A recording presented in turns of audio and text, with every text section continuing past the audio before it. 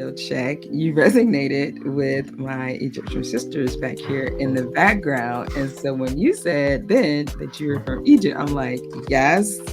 How did you get to that time frame of deciding 2 months was long enough and then you're moving on to somewhere new? Well, I started very early in my life. I was lucky enough that my parents used to travel since I was almost 1 year old. So it was just, growing up with my parents traveling around different countries, whether in the Middle East, whether in Africa, Asia.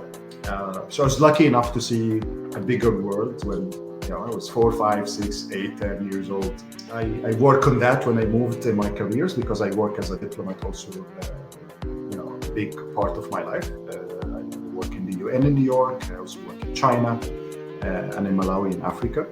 So that also extended, my. So Mustafa, the first card to put up here is that you started off talking about your youth of that. Today, when I was connecting with you, I was drawn to this crystal. This is a serpentine crystal. Wow. This crystal is connected with enhances ability to communicate.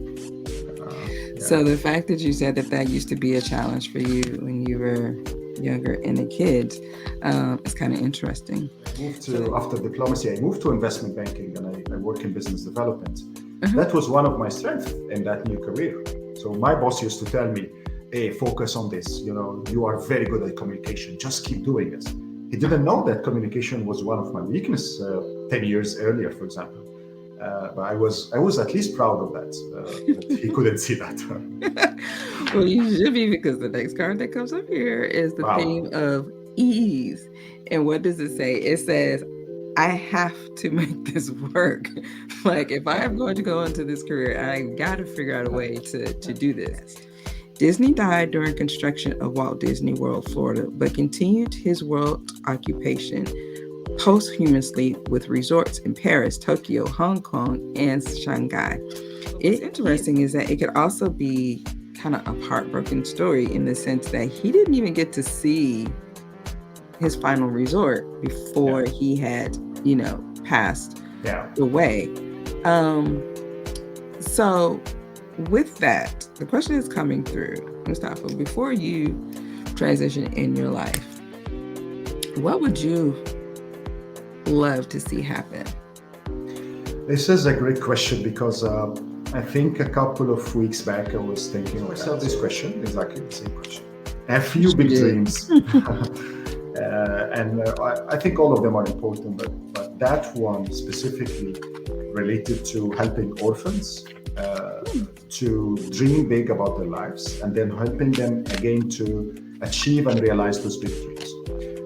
It's a one big dream that I would love. So going back here, back to that first card, back to the kids and to the orphanage. And it very much, the first sentence said, brilliant ideas, they may need refinement.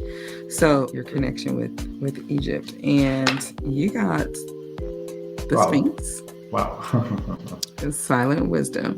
And the initial feedback that's kind of come through me is that once again, the Sphinx was built thousands upon thousands of years ago. And yet we have individuals that are still drawn to it. It is still standing. The whole brand and the history of these stories from back in the day, like King Arthur pulling out the sword kind of thing, of being there and having that big dream, that big wisdom.